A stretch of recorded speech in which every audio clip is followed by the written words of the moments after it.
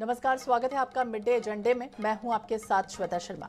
रायपुर में science college के पास लगी चौपाटी, जिसके वैध और अवैध होने पर नई बहस छिड़ गई है। उसके टेंडर की प्रक्रिया, दुकानों के अलॉटमेंट और भुगतान को लेकर स्मार्ट सिटी पर अब सवाल भी उठ रहे हैं। पूर्व मेयर ने सवाल उठाते हुए पूछा कि निर्माण गलत था तो आखिरकार भुगतान कैसे हो रहा था। ये तो पूरी सरकारी प्रक्रिया थी, पहले डीपीआर बना, फिर पूरा निर्माण काम हुआ। उन्होंने सवाल भी किया कि अगर यूथ हब निर्माण के लिए नियमों को ताक पर रखा गया तो अफसर पर आखिरकार कार्रवाई क्यों नहीं की जा रही। ठेकेदार को भुगतान कैसे हो गया। 21 की रात को फरमान आता है, 22 की सुबह 60 दुकानों पर गाज गिरती है। 60 दुकानें कुछ ही घंटों में हटा दी जाती हैं। लेकिन सवाल ये उठा कि जब बाकायदा टेंडर जारी हुआ, प्लानिंग हुई, तो ये अवैध बताकर इसे हटाया कैसे गया। ये सब कांग्रेस के आरोप हैं। इसके बारे में बात करेंगे कि आखिरकार सच क्या है। क्या नियमों को ताक पर रखा गया, इससे इतने सालों तक चौपाटी कैसे संचालित होती रही, या फिर ये विधायक और पूर्व विधायक के वर्चस्व की वजह से कई लोगों की रोजी रोटी छिन गई।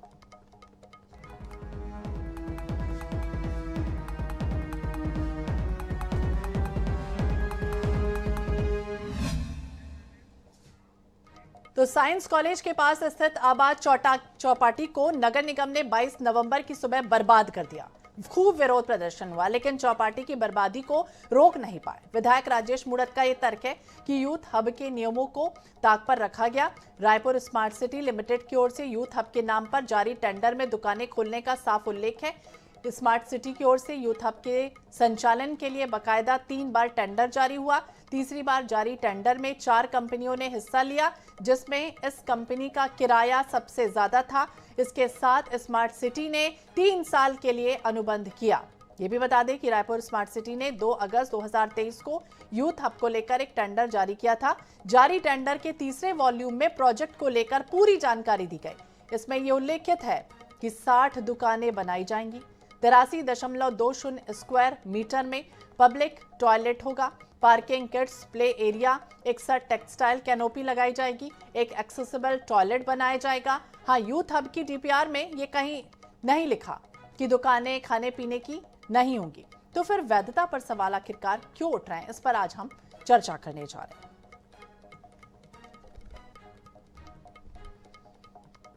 ये तस्वीरें देखिए उस समय की हैं जब यहाँ पर चौपाटी हटाई जा रही थी। उस समय विरोध होता रहा। विकास उपाध्याय किस तरह से यहाँ पर लेटते हुए नजर आए। हालांकि बीच बचाव करना पड़ा, पुलिस को बीच में आना पड़ा।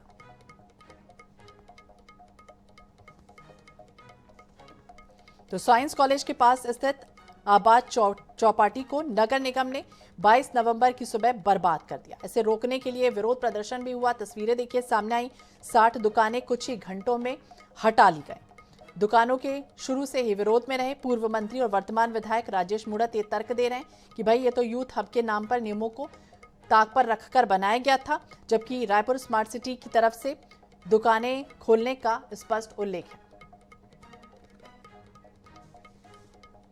और इसी विषय पर ज्यादा जानकारी के लिए हम बातचीत करेंगे। हमारे साथ पैनल भी जुड़ेगा, हमारे साथ मेहमान भी जुड़ेंगे, लेकिन फिलहाल अभी हमारे साथ पूर्व पार्षद बीजेपी के मृत्युंजय दुबे जी जुड़ गए। मृत्युंजय जी, बहुत बहुत स्वागत है आपका INH 24/7 पर। और जिस तरह से ये विवाद हमने देखा कि सड़क तक आ गया, जब ये हटाई जा रही थी चौपाटी, उस समय विकास उपाध्याय किस तरह से सड़कों पर लेट गए, प्रदर्शन हुआ, जोरदार हंगामा हुआ। आखिरकार इतनी बड़ी चौपाटी पहले तो बन गई, कई सालों से बन गई, भीड़ यहाँ आती थी, लोग यहाँ पहुंचते थे, बच्चे यहाँ आते थे, और यहाँ तक कि लोग अपना संडे तक एंजॉय करने के लिए इस चौपाटी में आते थे। लेकिन ये क्या क्या इसमें ऐसी खामियां आ गई कि ये दुकानों को तुरंत आनन फानन में हटाना पड़ा?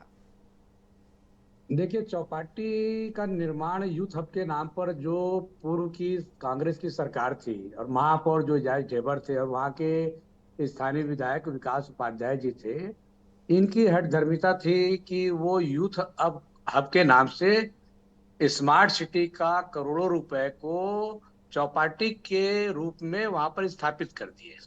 और उस समय पूर्व विधायक, पूर्व मंत्री, भारतीय जनता पार्टी के राजेश मूणत जी, भारतीय जनता पार्टी का संगठन, विपक्ष के, नगर निगम की नेता, सभी पार्षद और शहर के युवा, शैक्षणिक संस्थाओं में पढ़ने वाले विद्यार्थीगण सड़क पर उतरकर लगातार 20-25 दिनों तक वहां पर धरना प्रदर्शन करते रहे। दिन रात वहां पे ठंड में बैठे रहे। विधायक मूरत जी बैठे रहे, पूर्व मंत्री डॉक्टर रमन सिंह जी भी आते रहे, चारों हमारे जो विधायक पूर्व में रहे वो लोग भी सब आते रहे। लेकिन क्या उस समय के विधायक विकास उपाध्याय जी हों या महापौर एजाज ढेबर जी हों या नगरीय प्रशासन मंत्री कांग्रेस की हों डहरिया जी, उन्होंने किसी भी प्रकार की चर्चा या संवाद उस समय के विरोध जो यूथ हब के नाम पर जो चौपाटी बनाई जा रही थी, यूथ हब का विरोध कहीं भारतीय जनता पार्टी ने नहीं किया, ना पूर्व में किया ना आज किया। वहां पर यूथ हब के नाम पर नियम विरुद्ध अवैध रूप से जो चौपाटी का निर्माण हुआ और चौपाटी के निर्माण के बाद में उनको किसको दिया गया संचालित करने के लिए 29 लाख रुपया सालाना की में किसी व्यक्ति को, जिसको संस्था को किस व्यक्ति को दिया गया, क्या उसके पास कोई कैंटीन चलाने का अनुभव था? और वो कैंटीन कौन चला रहा था? सब दुकानें, चौपाटी में दुकानें अलग अलग जो 60 दुकानें थी, उनको कौन चला रहा था? उन दुकानों को किराए से दे दिया गया।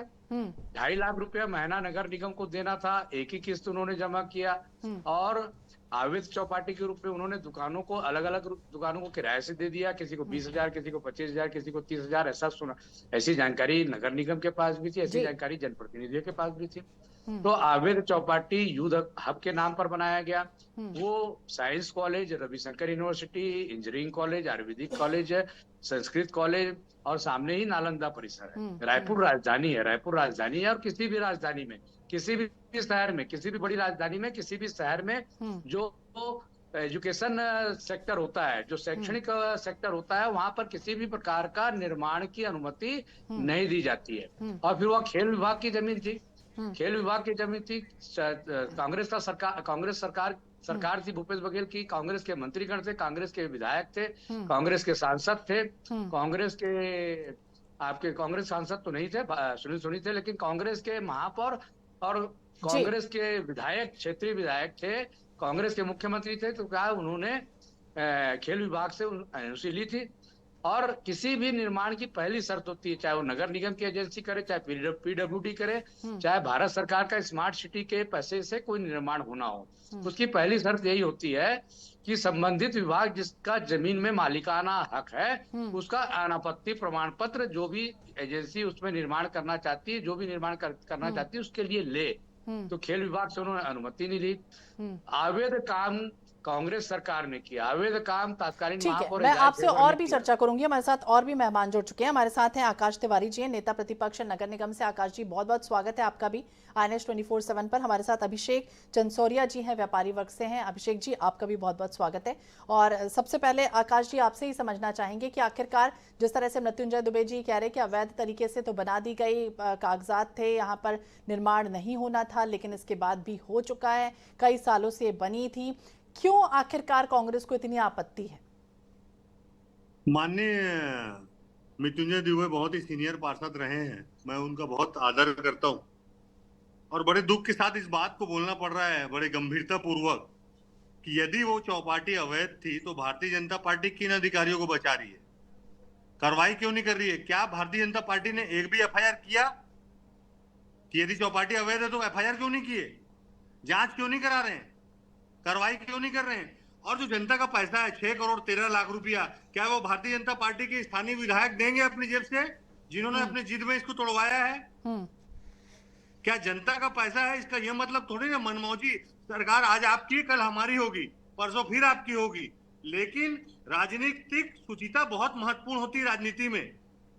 आपको सरकार, आपको जनता ने बड़े विश्वास के साथ बैठाया है और आप एक ऐसी चौपाटी जहां पर किसी भी प्रकार के पिछले 3 साल में कोई वारदात नहीं हुई है और सारी व्यवस्थाओं के साथ यदि वो चौपाटी बनी है, और ये बात कर रहे थे अभी कि वहां स्थानीय महापौर थे, ये थे, अरे स्मार्ट सिटी की योजना थी, स्मार्ट सिटी में टाटा कंसल्टेंट होता है जिसको सेंट्रल की गवर्नमेंट अपॉइंट करती है और उसमें स्थानीय अध्यक्ष होते हैं सांसद, जो भारतीय जनता पार्टी के सुनील सोनी थे। क्या उन्होंने आपत्ति लगाई इस प्रोजेक्ट में? आज खाली राजनीति करना है, अपनी हठ धर्मिता को पूरा करने के उद्देश्य के साथ भारतीय जनता पार्टी ने उस चौपाटी को हटाया है। और जो 2018 में वो काला दिन है जब 70 दुकानों को खालसा स्कूल के सामने सड़क पर खड़ा कर दिया गया था और रोड में ला दिया गया था, आज तक उनको दुकान नहीं मिल पाई, वही हाल चौपाटी हटा के किया है। उन लोगों का रोजगार, वो लोग सोच रहे हैं 65 टीने के डब्बे नहीं थे वो 65 लोगों की रोजी रोटी थी, उनके नीचे भी लेबर काम करते थे, उनका भी घर चलता था। क्या ये सरकार ऐसे काम करती है? एक आम जनमानस के दुख को समझने का बिल्कुल प्रयास नहीं कर रही है। ठीक है दुबे जी, आम जनमानस के को समझने का प्रयास नहीं किया गया। जो आमदनी वहां पर चल रही थी, लोगों के पेट में लात मारी गई, कहीं ना कहीं व्यापारी वर्ग रोते बिलखते उस दिन नजर आए। देखिए, दो अलग अलग विषय।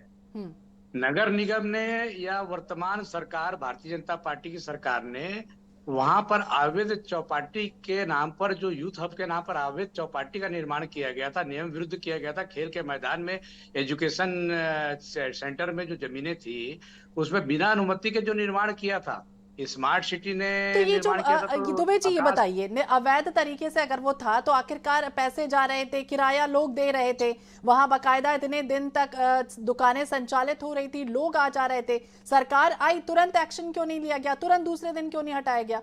और ये भी कहा गया कि भाई एक दिन पहले रात को आते हैं, नोटिस देते हैं, वो भी मौखिक देते हैं, और दूसरे दिन सुबह सुबह कार्रवाई कर देते हैं। देखिए, मेरी बात आप ध्यान से सुन लेंगे, थोड़ा सा समय देंगे जी। कि वहां पर जो यूथ हब के नाम पर अवैध चौपाटी बनी, क्या उस समय की सरकार ने, क्या उस समय के विधायक ने, क्या उस समय के नगर निगम ने, क्या उस समय के सरकार ने, जब भारतीय जनता पार्टी के पूर्व विधायक, पूर्व मंत्री और पूरा भारतीय जनता पार्टी का संगठन जब सड़क पर वहां पर बैठकर आंदोलन कर रहा था, 24 घंटे आंदोलन कर रहा था, तो उनको क्या जरूरत नहीं थी कि उस समय कागजात देख लेते कि वहां जो निर्माण हो रहा है उसकी अनुमति है कि नहीं है? वहां पर जो अनुमति नहीं थी, अवैध चौपाटी बनाया गया, और कलेक्टर, रायपुर नगर निगम, रायपुर कलेक्टर, रायपुर नगर निगम के कमिश्नर, रायपुर के एसपी, ये सब कमेटी में, स्मार्ट सिटी के कमेटी में होते हैं। और स्मार्ट कमेटी के कमेटी में ये लोग होते हैं, ये लोग निर्णय करते हैं, और जो जिसकी सरकार होती है, अधिकारी उसी के अनुसार चलता है। वो मुख्यमंत्री भूपेश बघेल हो, चाहे नगरीय प्रशासन मंत्री शिव डहरिया जी हो, चाहे स्थानीय विधायक, चाहे स्थानीय महापौर जेवर और विकास उपाध्याय जी हो, इन सबके मिली भगत में, इन सबके दबाव पर वहां पर यूथ हब के नाम पर अवैध चौपाटी का निर्माण हुआ, नियम विरुद्ध हुआ, और उसका विरोध भारतीय जनता पार्टी प्रजातांत्रिक ढंग से की। यहाँ से नहीं, दिल्ली तक वहां पर शिकायत हुई, कोर्ट में भी गए, लेकिन जब हमारी सरकार आ गई तो हमने भी वहां पर देखा कि जो रोजी रोटी कमाने वाले हमारे व्यापारी बंधु हैं, उनको भारतीय जनता पार्टी के ना विधायक हटाना चाहते थे, ना नगर निगम की महापौर मीनल चौबे हटाना चाहती थी, ना राज्य सरकार के मुख्यमंत्री हटाना चाहते थे। साई जी, हम लोगों का यही था कि कोई रास्ता निकले, और हटाने के पहले इनके लिए वैकल्पिक व्यवस्था की जाए। व्यवसाय करने वाले व्यवसायी हैं, हमारे भाई हैं, हमारे नागरिक हैं, इनका अहित नहीं होना चाहिए। लेकिन गेहूं जब पिसते हैं तो बोलते हैं ना, तो बिल्कुल वैकल्पिक व्यवस्थाएं की गई थी, मृत्युंजय जी कह रहे हैं, लेकिन क्या वैकल्पिक व्यवस्थाओं में वो पर्याप्त सुविधाएं, ये भी हम समझते हैं अभिषेक जी से। अभिषेक जी, क्या आपका वहां पे स्टॉल था, और जब एग्रीमेंट हुआ, जब स्टॉल आपने लिया, तब क्या आपको बताया गया कि आपको ये पता था कि ये सही जगह है, यहाँ पे आने वाले समय में अगर हम स्टॉल लगाएंगे तो कोई परेशानी नहीं होगी, और अचानक से एक दिन आएंगे लोग नगर निगम की और हटा के चले जाएंगे? तो महापौर जी को मेरी घंटी तो पसंद आई। जी नहीं, बिल्कुल इस चीज़ का हमको बिल्कुल भी नहीं पता था, और नहीं बताया गया था कि ये अवैध है या जो भी है। ये जो भी चीज़ चलते आ रही थी वो पहले की थी, और आगे हमको वहाँ पे काम करना था, इस वजह से हमने इतना इन्वेस्टमेंट किया था वहाँ पे। और जो बात रही कि अचानक से आके जो मौखिक उन्होंने दिया था, उस चीज़ के लिए भी हम नहीं प्रिपेयर थे, क्योंकि 1 साल पहले यही बात हुई थी कि आगे आपको तभी शिफ्ट किया जाएगा जब आपको सुविधा बना के दी जाएगी। उन्होंने बोला था 3 महीने में वो हमको आगे शिफ्ट कर देंगे सब सुविधा के साथ। और हमने जब ये पूछा था अगर 3 महीने में अगर नहीं होता है तो क्या, तो उन्होंने बोला था अगर नहीं होगा तो जब बनेगा तब शिफ्ट होंगे। तो अभी हमारा नया घर में हमको शिफ्ट नहीं किए हैं, नया घर बना नहीं है, पुराने घर को तोड़ दिए, तो अब ऐसी स्थिति आ गई हमको रोड में रहना पड़ रहा है। हमारे साथ जो, जैसे कि भैया ने बताया कि ये हमारे लिए सिर्फ लोहे का टीने का डब्बा नहीं, हमारी सब फीलिंग्स हैं ये। हम इसके अंदर हम 5-5, 6-6 स्टाफ हमारी एक दुकान में चलते हैं, उनकी रोजी रोटी, हमारी रोजी रोटी पे सवाल आ गया है। तो हम करें तो करें क्या वहाँ पे, क्योंकि हमारे पास स्टाफ को देने के लिए अब कुछ भी नहीं है। हमको अगर स्टाफ पूछ रहा है कि भैया हमको कब से वहाँ पे कार्य करने मिलेगा या कब हमको पैसा मिलेगा, तो हमारे पास कोई भी जवाब नहीं है। तो उस चीज़ के लिए हम सबसे ज़्यादा चिंतित हैं। और एक सवाल और था मुझे, जो राजनीति से हट के थोड़ा सा मैं अगर जाऊँ तो मैं ये पूछना चाह रहा था बस, कि आपके चैनल के माध्यम से, कि क्या सच में सिर्फ पश्चिम में ही वो जगह है जहाँ पे स्टूडेंट चाहता है कि वहाँ पे एक नालंदा परिसर बने? सीएम बंगले आपका खाली होने वाला है, विधायक बंगले आपके खाली हो गए हैं, सब नया नया रायपुर शिफ्ट हो गए, तो वहां पे क्यों नहीं आपकी ये बनाई जाती है? सिर्फ उसी जगह पे क्यों? इतना क्या जिद है कि वहीं पे बनाना है? सेकेंड थिंग ये है कि मैं वहां पे सब बैनर पोस्टर लग गए हैं कि वहां पे नालंदा परिसर कैसा बनेगा, वहां सब ड्राइंग्स बनी हुई है, वहां भी नीचे दुकानों के दिया हुआ है। तो जब वहां दुकानें, फूड की दुकानें आएंगी ही, तो आप अभी ये वाली को क्यों हटा रहे हैं जी? और सेकंड पॉइंट ये है कि जब एक तरफ रोड है, एक तरफ आपका पीछे ग्राउंड है और बीच में आप लाइब्रेरी बनाएंगे, तो कैसे बच्चे पढ़ सकते हैं वहां पे? कैसे पढ़ाई हो सकती है? दुबे जी, अभिषेक जी को आप सुन रहे थे, नालंदा परिसर वहां है, सेंट्रल लाइब्रेरी है, इसके बाद भी एक और लाइब्रेरी बनाने की आपको लगता है कि जरूरत है? देखिए, रविशंकर विश्वविद्यालय में जब मैं छात्र राजनीति में था आज से 30 साल पहले, तो लगभग 1.5 लाख विद्यार्थी उस समय परीक्षा देते थे। विकास उपाध्याय जी भी विधायक रहे, एनएसयूआई के अध्यक्ष रहे, उन्हें भी मालूम है कि किसी भी शैक्षणिक संस्था के परिसर के कैंपस के जमीनों में किसी भी प्रकार का एक ठेला भी नहीं लग सकता, एक दुकान भी नहीं लग सकती। ठीक है। और वो विधायक बनने के बाद में, छात्र राजनीति के बाद विधायक बनने के बाद में, एजाज ढेबर जी भी एनएसयूआई के अध्यक्ष रहे अपने समय में। उनको भी मालूम है कि विश्वविद्यालय परिसर हो, चाहे विज्ञान महाविद्यालय का परिसर हो, चाहे इंजीनियरिंग कॉलेज का परिसर हो, उस क्षेत्र में किसी भी प्रकार का व्यावसायिक गतिविधियों का हब नहीं बनाया जा सकता। इन्होंने, आज मैं अभिषेक जी की बात से बिल्कुल सहमत हूँ कि इन व्यापारियों के साथ जो अन्याय हुआ है, उस अन्याय के पीछे यदि कोई है तो उस समय गलत निर्णय हुआ था जो विकास उपाध्याय जी और भूपेश बघेल जी की और एजाज ढेबर जी की सरकार ने किया था। आज ये कह रहे हैं ना कि साइंस कॉलेज में ही, साइंस कॉलेज परिसर में ही नालंदा परिसर फेज 2 क्यों बनना चाहिए? मैं इनकी बात का बिल्कुल सहमत हूँ। यदि मैं इनसे पूछना चाहता हूँ कि जी आकाश जी, जहाँ पर लोग, जहाँ पर पढ़ने जाते हैं विद्यार्थी, जहाँ खेल होता है, वहाँ पर चौपाटी क्यों बनाया गया? बोलने नहीं देते ना, निर्णय पहले आप बोलिए। गलत था और अभी चौपाटी थी, इसलिए उसका विरोध हुआ और उसको हटाया गया। यदि वो नियम से बनता। दूसरी चीज, अभिषेक जी से मैं ये जानना चाहता हूँ कि क्या ये इनका नगर निगम से कोई एग्रीमेंट हुआ था? ये किराया किसको देते थे? नगर निगम में व्यवसायिक रूप में अभिषेक चंद्र सोरिया जी का तो नाम मैंने नहीं देखा है लिस्ट में। वहां तो किसी और का नाम है जो 29 लाख में किराए से लिए थे उस जी आकाश जी बोलिए। उन्होंने किराया किसको दिया? देखिए, बहुत अच्छी बात भैया ने बोली, उस वक्त तो मेरा दिमाग जा ही नहीं रहा था। बहुत अच्छे, धन्यवाद मृत्युंजय भैया, आपने उस वक्त मेरा दिमाग। मैं आपको एक बात बताना चाहता हूँ, ये लोग बोल रहे हैं यूथ हब में मेडिकल स्टोर होना चाहिए, जूते की दुकान होनी चाहिए, खाने पीने की भी दुकान होनी चाहिए और पुस्तकालय भी होना चाहिए जहाँ स्टेशनरी का काम मिले। मैं आपकी जानकारी, आपके चैनल से बड़ी गंभीरता पूर्वक एक बात बोलना चाहता हूं कि नालंदा 1 में मेडिकल स्टोर की जगह आज तक खाली है। कोई भी वेंडर वहां पे मेडिकल स्टोर खोलने तक नहीं गया। आप यहाँ अगर आपको मेडिकल स्टोर, स्टेशनरी और जूता दुकान खोलना था तो इसी के आगे 5 दुकान और बना देते आप। आपका क्या बिगड़ जाता? आपको जिद में इसको तोड़ना था। दूसरी बात, माननीय मंत्री महोदय, आकाश जी, जिद की बात बार बार कांग्रेस करी, आखिरकार किस तरह की जिद है जिसकी वजह से इतनी भारी संख्या में हटाना पड़ा चौपाटी? थोड़े दिन पहले जी देखिए, आपको बता रहा हूं, मैं थोड़े दिन पहले हम माननीय मंत्री जी से मिले थे, डिप्टी सीएम साहब से। उनको हमने कहा यदि आपको नालंदा टू लाना है तो वहीं पे उसी विधानसभा, मतलब उस जगह पे 500 मीटर में तक्षशिला है, ओपन। दिल से स्वागत करते हैं। आप पश्चिम की जगह उत्तर में बना दीजिए, दक्षिण में बना दीजिए, ग्रामीण में बना दीजिए। रायपुर शहर तो चारों तरफ विकास होगा ना, कि एक कोने में विकास होगा खाली।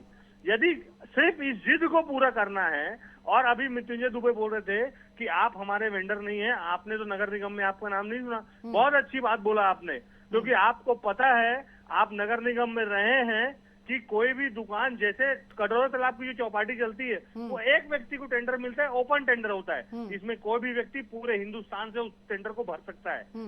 पूरी टेंडर की नियमित प्रक्रिया पूरी करके इसको टेंडर किया, टेंडर ने अपने वेंडर बैठाए। ऐसे ही होता है हर मेट्रो में, और रायपुर राजधानी में भी हुआ है। इसके पहले जो कटोरा तालाब चौपाटी है वो भी ऐसी जाती है।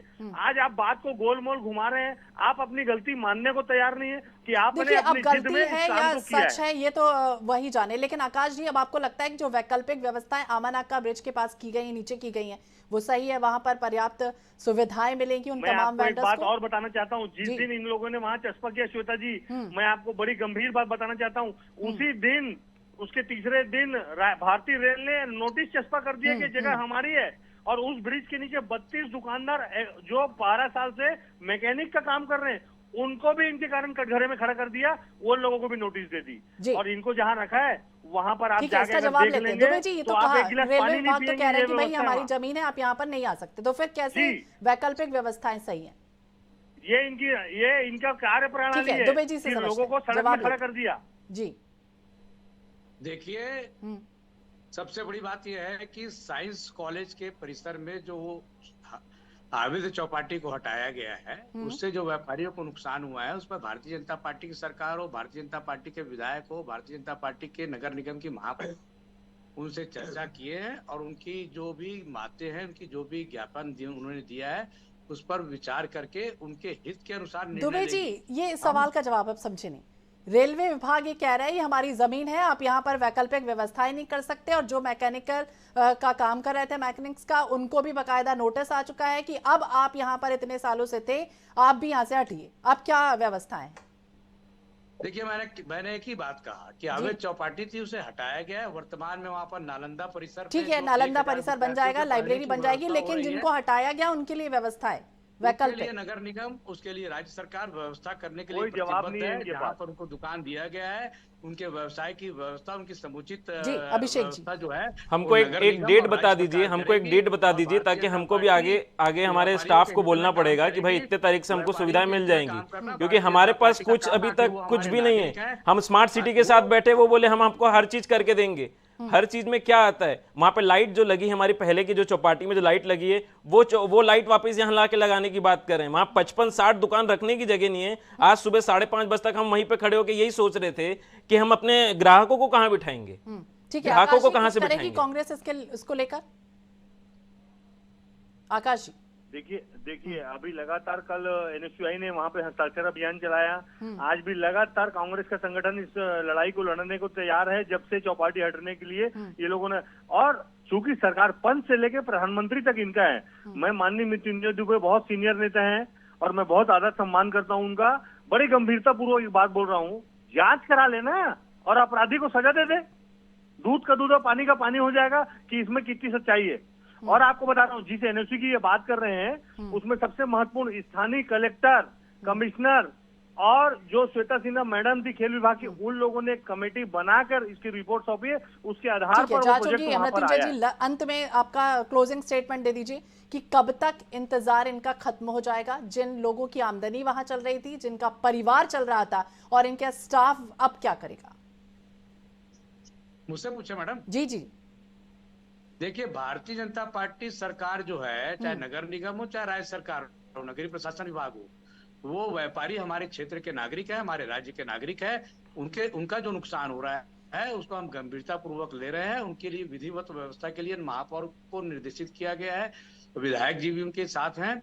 यहाँ पर अवैध चौपाटी को हटाने का निर्णय हुआ था और निर्माण ही गलत हुआ था। किसी प्रकार की एनओसी, जैसा कार्य से हमारे छोटे भाई बोल रहे हैं, प्रतिपक्ष के नेता एक जिम्मेदार पद में भी बैठे हुए हैं, कहीं इनके पास एनओसी नहीं है।